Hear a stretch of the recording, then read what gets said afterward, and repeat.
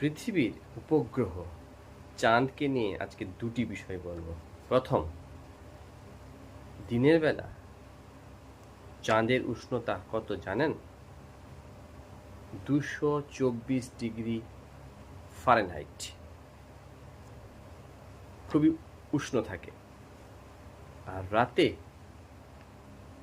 খুবই ঠান্ডা, -243 degree Fahrenheit. যেরকম দিনের বেলা প্রচুর গরম, রাত্রেবেলা প্রচুর ঠান্ডা।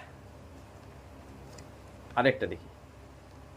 আচ্ছা, যদি আমরা গাড়ি চালিয়ে পৃথিবী থেকে চাঁদে যেতে পারতাম তাহলে কত সময় লাগতো? বলা হচ্ছে, যদি সোজাসুজি আমরা 60 মাইল পার আওয়ার এই গতিবেগে যদি গাড়ি চালিয়ে